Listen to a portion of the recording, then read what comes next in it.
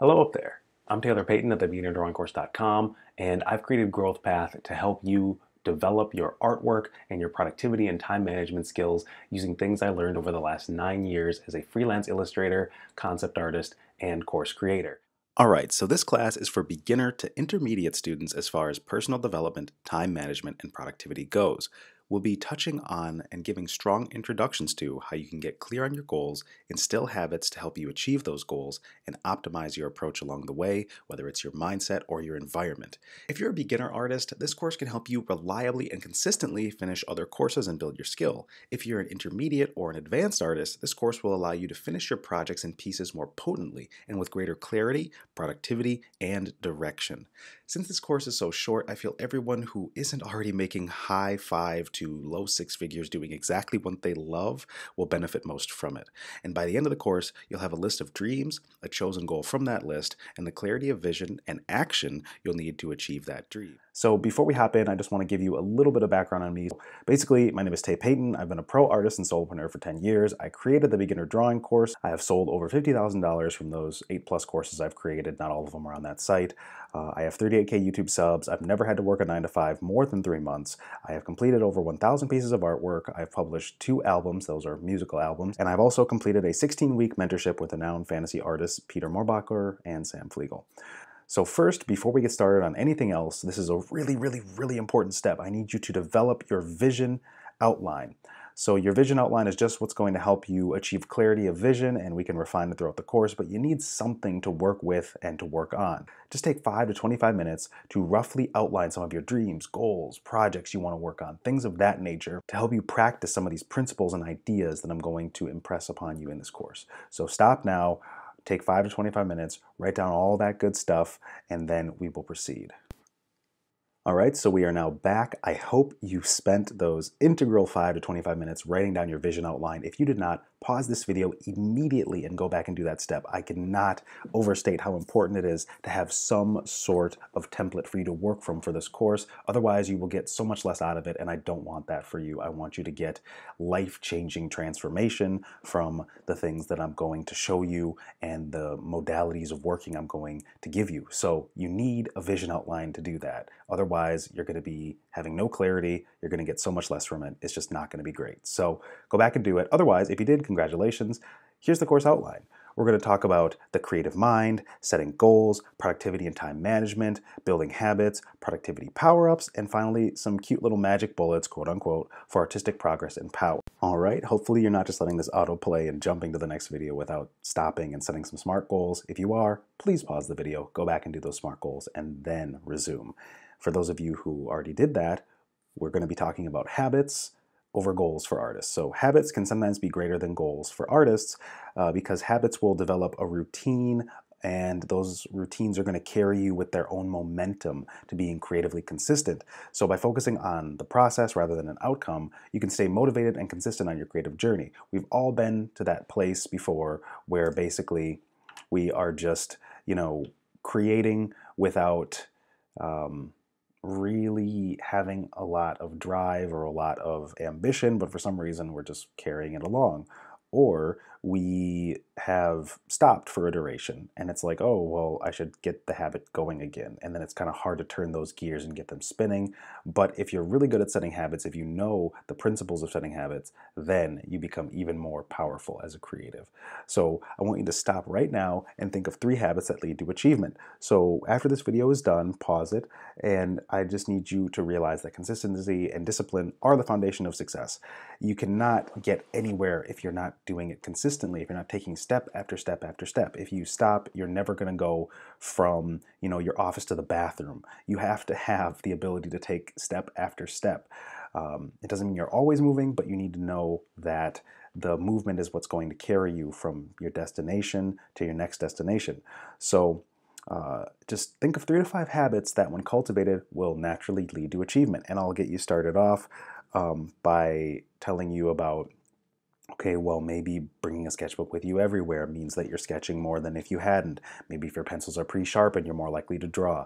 Things of that nature are the things I want you to think about. Pre-sharpening your pencils or leaving a sketchbook in your car, something like that. And I want you to just brainstorm some of those ideas, because if they come out of your mind, they're going to be more powerful for you than if they come out of my mouth. So just think of some ways that your creative habits will help carry you towards some of those goals that you wrote down earlier, which is why it's very important that you did that vision outline exercise. So we're going to talk more about setting up a workspace, making sure that you're taking regular breaks for health, things of that nature. But for now, again, just stop the video, write down some creative habits that are going to help you once you start cultivating them, and then we'll talk about ways to cultivate those habits. All right, so continuing with our goal setting chapter, this is going to be a video talking about sprinting versus marathoning for artists. So creativity is often like a marathon in that you're going to be going at a pace that is sustainable for you, sustainable being the key word. It requires a lot of consistent effort, dedication, and patience to reach the finish line. But the other option is to sprint. Sprinting is really helpful in creative endeavors or in other goals as a move that you can use, much like in a video game where you have a sprint meter. It runs out, but sometimes you need to get from A to B a little faster, or to get from A to A2 a little faster. So short bursts of creative energy can be used to jumpstart ideas or break through creative blocks. For example, if you were redoing a 52 card deck, then you might spend, a long weekend, so 3 days, 8-hour work days, sketching out all the ideas you have for the deck. And it's like a classic playing card deck. You got your kings, your queens, your jacks, and all the different suites. And let's say you're sketching different designs for the hearts and sketching different designs for the jacks and the kings and all of that. And it's like a really strong creative burst. But that process is not sustainable. Drawing 8 hours a day isn't sustainable for your body or your mind or your health. There's other things you got to do. You got laundry, you got dishes, you got, grocery shopping, eating healthy, working out, whatever. So the sprint is really powerful for getting that first initial burst, and then you take like a break day, you come back and you look at what you did and you start your marathon again. So one piece every, 4 days you want to finish, or maybe finish 2 pieces a week or something. That just goes really well with setting your SMART goals, knowing when to sprint versus knowing when to go into marathon mode. And most of the time it's marathon mode, but when you have the energy, the time, and the logistics, the sprint can be super powerful. So another thing to really talk about and hammer home is clarity and concision for artist projects and goals. So developing your project requires a clear goal and a concise plan, as we've been talking about, but you want to make sure that you're thinking out the steps of the project, kind of visualizing in your mind how you're going to get there, from A to B to C, etc. And a huge reason why a lot of artists fail or projects fail is because the clarity and concision is not there. If you're not clear on what you're doing, and if it's not concise enough to actually follow those steps, you're pretty much setting yourself up to fail. So focus on one goal at a time, perhaps for like 1 to 3 months. And if that goal is big enough and appreciable enough, you're going to be breaking it down into phases and setting smaller goals for those phases.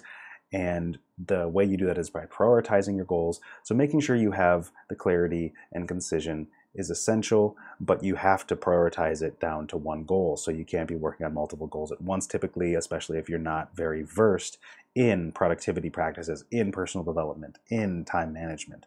So start with just one thing. And I know it's hard, but pick one for now, even just to help you get the principles down in this course. This is not a long course, it's a short course, because I know that people don't have a lot of practice with productivity, which is why you're taking this course. So write one SMART goal for that one item, and give yourself a rough timeline and the steps it would take to get it done. So let's say you want to redo your portfolio. Just for an example, you'd write the number of pieces you're going to need done. So maybe you say 6 or 7. The themes, maybe you want some sci-fi, some post-apocalyptic, and those are going to be the themes you're orbiting around. And maybe it's going to be, lots of creatures or whatever. So just get those themes locked in, and then look at, what clients or customers you're going to be targeting, and finally give yourself a deadline. So it's going to take you 3 months to redo it. So that's the one SMART goal for this chapter. There's going to be a lot of ways to break that goal down, and a lot of different habits you're going to cultivate, and all those things that we're talking about in this course. But if you had to break it down to just one, I'd recommend probably the smallest goal if you're not very confident in your personal development, time management, sort of skills at this point. Just pick the smallest looking goal you have on your list. And if all of them seem too big, maybe even just stop and generate a smaller one. But that pretty much wraps up the initial goal setting chapter, and this is the last assignment of that chapter. So when you get this one done, feel free to move on, because then we're going to be talking about other productivity practices that are going to power you up. Okay, congratulations. We have made it to the chapter on productivity and time management. So these are, again, essential for being an artist and making sure that the personal development side of being an artist is not, atrophying. So breaking down projects into smaller tasks, as we've been talking about, setting those realistic deadlines, using some of the SMART goal principles, we can make sure that we're using our time effectively. So some of the things we're going to talk about in this chapter are where your time's going, temporal control, timing being everything in a lot of ways, and scheduling and rescheduling when things start to, work or not work or fall apart or what have you, just dealing with some of the scenarios that life will throw at you. So, where your time goes. For artists, planning is the key to success in any endeavor, and so we're no exception. Take a step back, and assessing where your time is actually going can help you plan better, set better goals, create all of those more vibrant projects and ideas without having the constant interruptions and breakdowns that typically tend to plague us as we're trying to achieve something. So your resources have to be used efficiently in that regard. So understanding the ebb and flow of your own creative process, recognizing that you have to rest to do your best, and having the essential things in place, like knowing where your time is going, is really important. So the way to do that is to take note and track your time. So how are you going to track your time? You want to spend at least 1 to 3 days doing this. I know that if you're just getting started with this sort of thing, and you like, oh, I have a good idea of my schedule, I know how to figure out what I'm doing day to day, and I work these hours, or I go to school these hours, and blah, blah, blah, blah. But if you're not actually tracking your time, you have a very vague, very fuzzy notion of where your time is going. You could be spending cumulative 6 hours on Twitter doing almost nothing over the span of 3 days. And those 6 hours could have made a whole new piece of artwork for you. So what I want you to do is analyze your time spent and identify patterns in the time and make adjustments to it to be more productive and efficient. So the big key here is to set a reminder on your phone right now to track your time. Set a reminder for the morning and the night.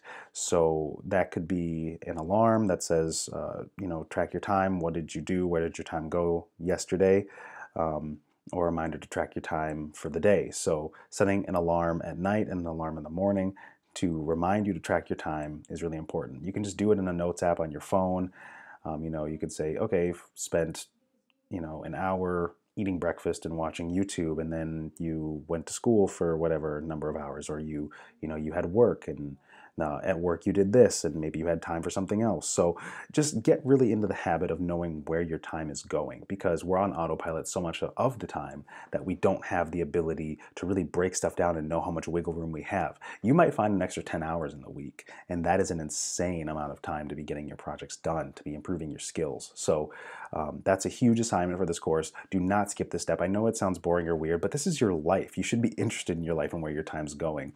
If you're like, oh, I'm not a person who tracks stuff, and I'm not a person who, figures out where, my time is going, or really pays close attention to my bank account or all this stuff, then that's a dangerous place to live. That's a really not a good way to exist, because so many things are going to fall through the cracks. You're going to get in a lot of trouble. You're going to deal with a lot of mistakes you could avoid. Again, I had to learn these things over the course of 10 years of my adult life, and I would rather that if you are younger than me, you didn't have to go through so many painful lessons, and if you're older than me, you might have already mastered some of these things, so this might be very easy for you. But it is really, really potent to track your time, because understanding where it's going, whether you are younger or older, or it doesn't really matter as much. The key here is just to know where the hours, minutes are slipping, and where you can find more ways to utilize them. And then you'll start to notice like your energy patterns, like maybe you're really tired around 3 o'clock till about 4:30, you almost can't do anything.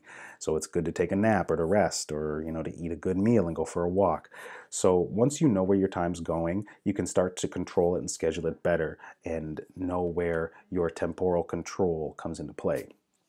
So activities and time blocks, we want to really carefully choose those things to get max productivity and ensure the best use of your time for your creative projects.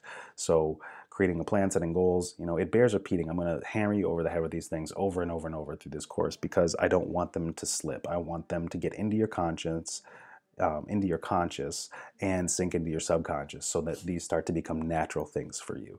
So make sure that you can better manage your time by knowing where it's going, and then your creative potential will start to take care of itself. Another thing to be mindful of when developing your artistic prowess in terms of productivity and especially in terms of timing is that timing is everything for artists. So from the moment of inspiration to the moment of execution, you need to be aware of timing. You need to start to attune your senses to certain things, such as the ability to recognize when you should take action, when you should take a break, etc. So some of the bullet point examples are when you get a great idea, sketch it down quick before it's gone, on a Post-it or a napkin. Just get that initial idea out of your head because it will disappear on you. You will forget it and it's gone to the ether. Likewise, if you wake up from a dream with a full story or painting in your head, get it out as fast as possible. Exteriorize it, take action right then and there because that is when it is the most fresh in your mind. That is when it has bubbled up from the subconscious, from the muse, from that mystical inner place, and you are the one to steward that by working on your craft and turning that idea into something that others can experience and taking yourself through the creative process. So when working on longer projects, you should really take note of the times when you feel very energetic in the day versus the times you feel really kind of lazy or lax or your eyes are starting to close on you automatically, because that is not the best time of making progress. It is unavoidable that there are going to be times where you are very tired or very demotivated or having negative feelings. That doesn't mean that you shouldn't be doing it. It just means that you should schedule for prime time more so than trying to make up for lost time during non-prime time. So prime time you want to capitalize on much, much more versus getting yourself into these, poor working habits of, perhaps working at times where you are pretty low energy. Another thing to do is to schedule your break times. If you do not schedule your break times, then unscheduled break times are going to happen, and those are pretty rowdy. They're hard to corral. So when you have unscheduled break times, you're going to be, surfing Twitter for 2 hours, going down your Facebook feed for, 45 minutes and realizing that the time has just eluded you and you're tired now. So it's really good to schedule a break, like a good strong 5-minute break, and to figure out what you're doing in those 5 minutes that is for you, like drinking a couple sips of coffee and really enjoying it, or getting hydrated by drinking water with electrolytes or something. Just something you can do in that 5 minutes, and then maybe schedule 15 minutes or longer breaks. Oh, I'm going to watch this anime I've been meaning to catch up on, or I'm going to really rest and let myself nap for 90 minutes. Schedule it in, because then you can have this additional sense of relief when you're actually on break. And schedule the break for as long as the break should be scheduled for. So sipping a cup of coffee and responding to a text, that's a good 5-minute thing, whereas a power nap might be up to 90 minutes. So make sure you don't, misfit the time factor to what the task or break is. So that's really important because timing is everything when you're scheduling it out. Lastly, for our timing chapter here, scheduling and rescheduling. So managing your own creative process is really important for getting your potential out of your work and yourself and your being, but sometimes you need to adjust that plan. So learning to reschedule your creative projects can really help you keep momentum and stay on track for success rather than, I'll pick it up next month, next week, whatever. So if you quote unquote break the chain or drop the ball or habit, schedule a time to bring it back, even if you only have literally 5 minutes.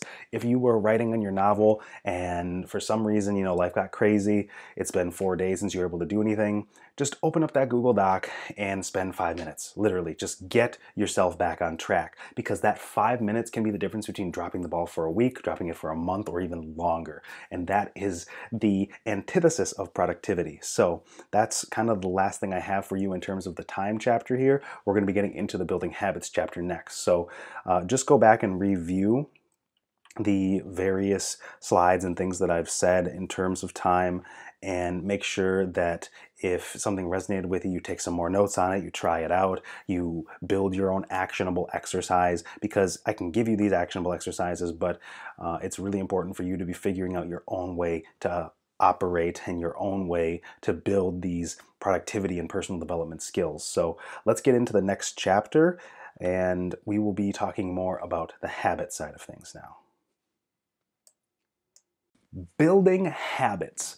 Building positive habits is so important for your personal development, especially as an artist. You're really going to be focusing on developing those good habits, setting aside time for doing what you do, whether it's drawing, painting, coding, whatever, you really want to unlock that potential again. And the only way to do that is by getting these things down, by getting these habits down, by getting your time management skills down. These are all skills that in general, school is not great at giving us. It's not really that effective in most cases. You might have gotten lucky, went to a very good school, whether it was college or the more compulsory education. This is why I made this course for you, so that you can get into these skills and really start to unlock those wells of creative power you have within you. So we're going to talk about habit systems for success, some of the best practices, the environmental optimization, which is one of my favorites, and then process potency. So let's dive right in.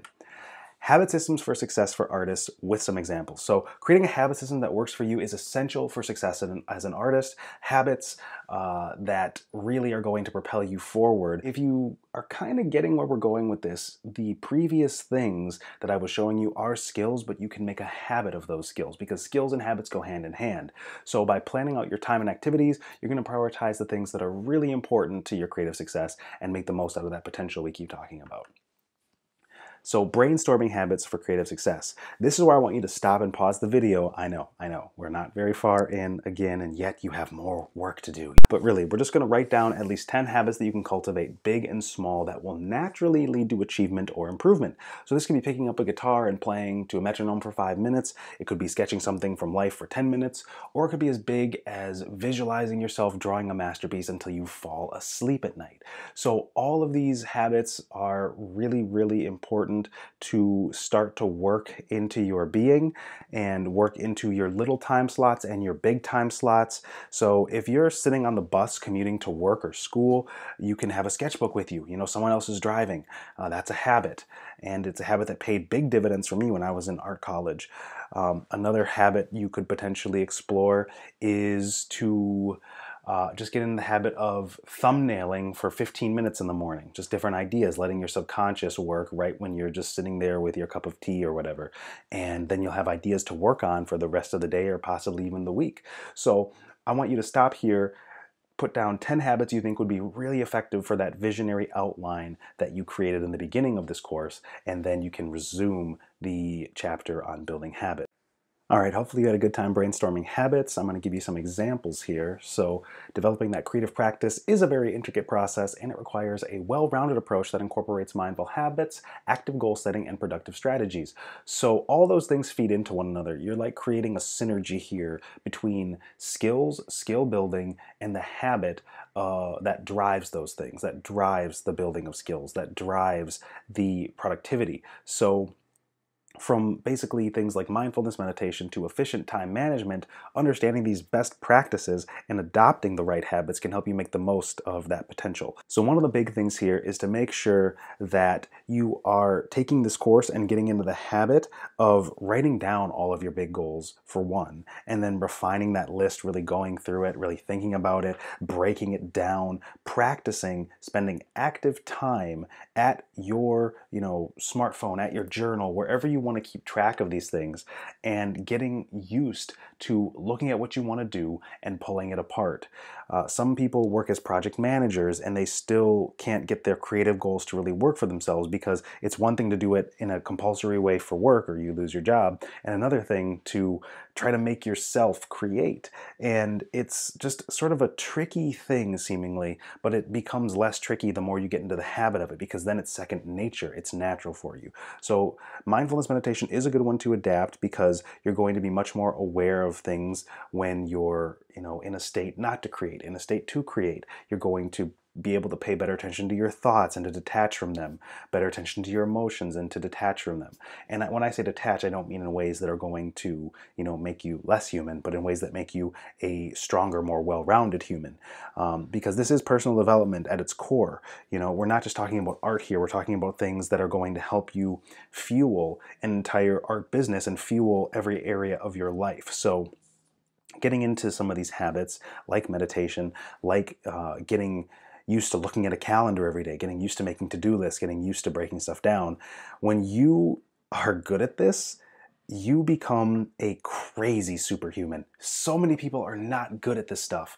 And I myself am still just getting better and better because I got lucky and I married a woman who was amazing at it. And so it gives me the ability to sort of understand what it is to be productive and to have more potential unlocked by scheduling things, by looking at where your time is going, by breaking big scary tasks down into things that can be done. So getting into the habit of looking at your calendar or planning your day, or even just the habit of thinking about habits, is going to automatically start to shift your behavior and make you a stronger artist and person in general.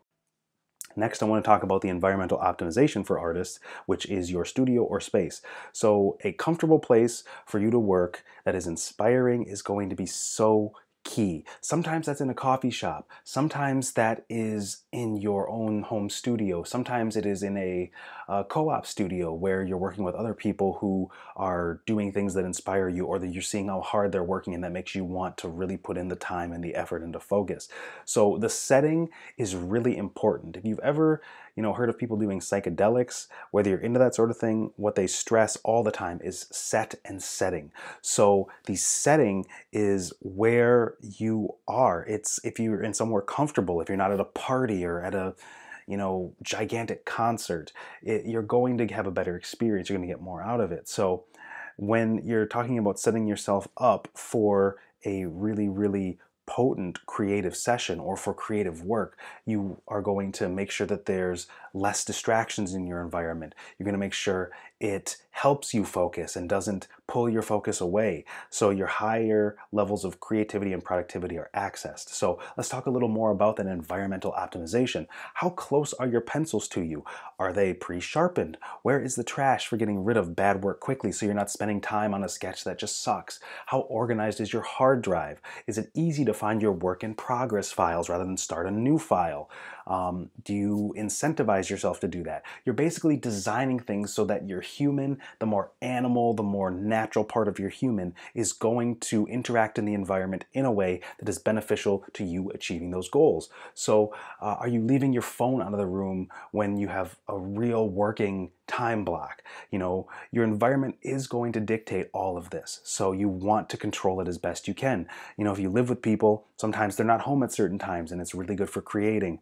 Maybe you stay up really late and you have the ability to sleep in, and late at night is when you do your best creative work. So if you want to draw more, you take a sketchbook with you wherever you go. All of these environmental control factors are going to give you a lot more power when it comes to building your habits. So controlling the things going on around you. Sometimes you work really well by yourself for certain phases. Sometimes it's really nice to be talking to friends on Discord when you're finishing up a piece, because that last 20% is just so tedious, and talking to friends, it doesn't distract you too much. It's just enough to keep your hand moving while you render out every last little bit of the shoulder armor or whatever. So now what I want you to do is to take 10 different ways and write them down that you can brainstorm. Set another timer. This is the key. Set another timer for 5-10 minutes and brainstorm 10 ways you can affect your environment to achieve the one goal you chose from your visionary outline. So that could be, as I stated before, making sure that your sketchbook is nearby, making sure that your easel's already set up, making sure that the files on your hard drive are easy to find. Just 10 ways you can make it very easy for yourself to cultivate these new habits through environmental optimization. For example, I have a timer on my desk. It is right here. I can turn the little knob, and it's in the resources section, this particular timer that I bought from Amazon. It's like a couple bucks, and it lets me get started right away. I can set a little 5-minute timer. I can set it all the way to 55, but the timer is literally sitting on my desk. So it's easy for me to change my channel by turning the timer on for focus. That's just one example of something that's environmental. So take the time to pause the video, write down 10 things that are going to change in your environment, or you can change in your environment to make it easier to achieve your goal, to build better habits, and to build your skills. Okay, next we're going to get into your process potency. So understanding the creative process for your artwork, how clear you are on how that process evolves and unfolds. So are you aware of what is and isn't working in your own process? It could be really helpful for you to write down your process, for example. So it could start somewhere with an idea, and then you begin your sketches. You pick your best sketch. You redraw that best sketch so that it's more clear. You do clean line art because you're going to finish the sketch now because you went through all this early stage stuff. Finally, you do the flat fills, so you're separating things into colors and values. You get to your shadows because you want to define the forms and figure out where the light source is. And when you know that, you know where the highlights are. You can then begin to soften edges so the style starts to work and you start to get more form. And then you finalize it with various effects and whatnot that you've learned how to do, etc. So that's just one example of knowing how to walk yourself through the full process of creating a piece of art in a cohesive style, because it follows the same steps, the same outline. So you should know each step and where you can improve things. Maybe you pick the best sketch and then you would insert find reference and do studies right here before you redraw the best sketch. So you can have more than one process, but it should be ever evolving and optimizing you to generate the results that you're after. So it's really important to get really familiar with your process, the same way that I'm placing your attention through this course forcibly on things like your flow states, things like time management, things like habits, things like your environment. I want to place your focus again on your process, because it's going to help you understand how you make your work, how you've made your best work, how you can continue to make your best work, and where you can optimize it, what you can add, what you can subtract. All right, so now we're going to talk more about productivity power-ups for artists. So from meditation to automation, there are a lot of ways to stay focused and to supercharge that productivity, which is what this course is all about.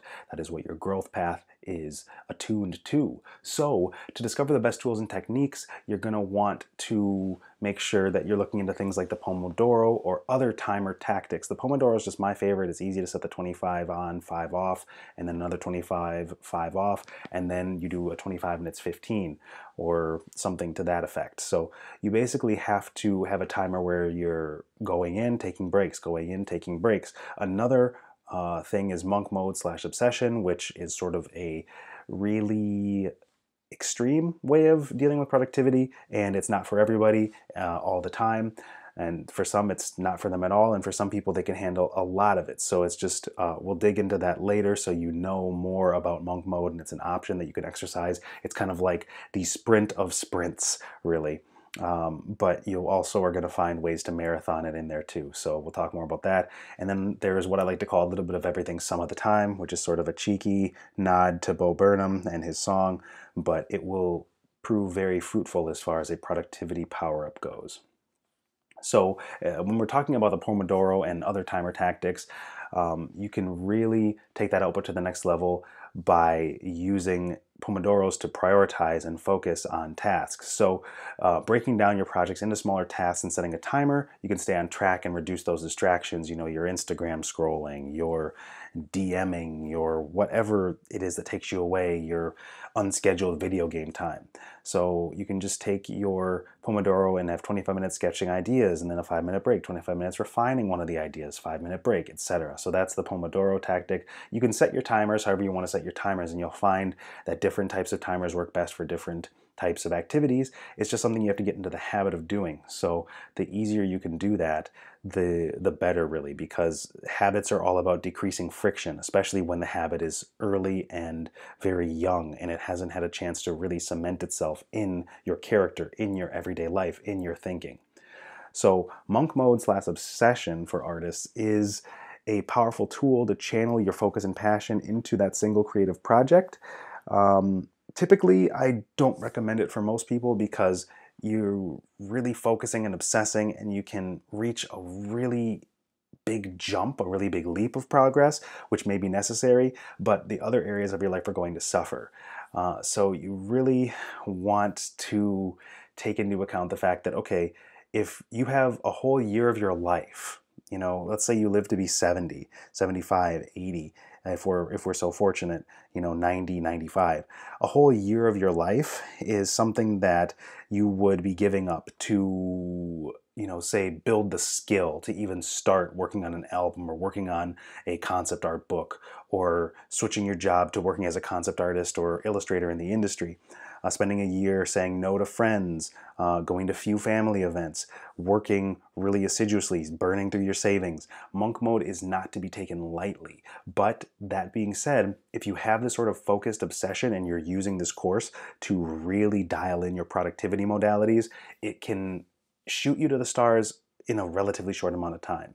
So it'll give you that initial burst of power to make that big life shift, but afterwards you want to settle more into like a sustainable, more marathon type modality. So one of the better tactics for productivity, if you already have a really busy life that I already have hinted to, is a little bit of everything some of the time, which is a strategy that works well when you've already kind of assessed your time blocks already and you know that you don't have a lot of them. Maybe you can schedule 2 big ones during the week where you're working for 3 or 4 hours, but you want to squeeze a little bit more out and you have little moments here and there, but nothing that you can schedule as a big time block. In which case, you would get good at squaring away little 5, 10, 15, and 30-minute to an hour chunks in order to keep making steady progress every day in a schedule that's either unpredictable or very busy. So you can write a book like this or practice tricky parts of a song you're composing or learning. You can render out the hair in one session and then move on to the hands the next if you're doing a painting or a drawing or something. So a little bit of everything from your project using some of the time you're afforded by a busy or demanding lifestyle. So since we've talked about the productivity power-ups now, such as the Pomodoro timer and some of these other things, we're going to take a break and get into the quote-unquote magic bullets for artistic progress and power, which are kind of cute little ways of adding even more fuel to your fire. Okay, so some of these hacks, I call them hacks, like the magic bullets for artistic power, are just little ways that in and of themselves are not probably going to make a massive difference, but when it comes to squeezing out those extra little percentile points of productivity and potency, they're going to be helpful. So one of them is lion's mane for clear thinking. So the lion's mane mushroom is a powerful natural supplement that helps to improve cognitive clarity and focus. It has been used in traditional Chinese medicine for centuries to reduce stress and improve concentration. And as we know, life can be very stressful and concentration can be very scarce. So the lion's mane can be helpful in that regard. Another one, which is kind of funny, I'm using this program to like generate these funny images just to help with the presentation and speeding up the productivity of it, so I don't have to go and dig for files all over the place. And when I wrote like smelling peppermint or lemon oil for productivity, this thing shows up, and I'm fine with it. So aromatic scents of lemon and peppermint can awaken the senses and inspire creative productivity. And this is something that not a lot of people know about unless you're into sort of alternative health circles. This is scientifically backed and has been shown. Again, I'm not going to dig into all the theory for this course. It's more about just getting you into these little principles of practice and helping you build habits and time management and whatnot, rather than long treatises into the scientific abstract papers. But it has been shown that either the oil or the actual citrus itself or the smell of peppermint itself from the plant can help to reduce stress and allow for a more productive working environment. So again, controlling that environment. If you have lemons in your drawer you're going to make lemonade out of, why not just take a little slice of it, save it for later in the fridge, and smell it before you work? There's literally nothing to lose unless you're like a cat and the lemon makes you gag, in which case I'm sorry. But you probably already knew that before you came to this course. So another thing with the peppermint oil, that's one I have yet to try for myself, but essential oils are really affordable, and you can get an essential oil diffuser too. Or you can just drop a little bit of peppermint extract in water and smell it. I don't suggest imbibing any of these things. I won't be responsible for that. But these are just nice little hacks, again, that can help push the productivity just a little further. Speaking of the AI art, this one kind of sucks, but visualization day and night for success, wealth, and achievement. Visualizing success, wealth, and achievement during the day can help bring clarity and focus to the task at hand, and this is one that I do pretty religiously. I don't miss many days, and if I do, I certainly don't miss the night. So visualizing the goals during the day will really help you remember what it is you're working towards, and it might even trigger your subconscious to work even more efficiently and even better. Athletes visualize their moves, dancers, musicians, performers, people giving speeches. It is a natural part of our human abilities, and oftentimes you just forget to tap it or make a habit out of using it. So visualizing a night before you fall asleep can really help you create more of that natural connection with the thing you're trying to work on or trying to master. So I highly, highly, highly suggest these ones. They usually don't make all the difference, as I'm saying, but they really, really help to augment what you're already doing. Some of the more principled things like time management, productivity practices, environmental control. So that is all I have for you in this course. I really want to thank you and congratulate you for making it through this approximate hour of productive potency. I really want you to make sure that you did the assignments, to double check on stuff, to go back and re-watch it, maybe even once a week because it's so short, and it'll help keep you on track, help you, reinforce those connections that you're already building. And I have a Discord group for you, which is in the resources PDF with this very course. And the power of community will help keep you accountable within the server. We're all helping each other stay focused and motivated on our creative goals. You can find the balance between fun and focus, so tracking your progress in your own thread in the server.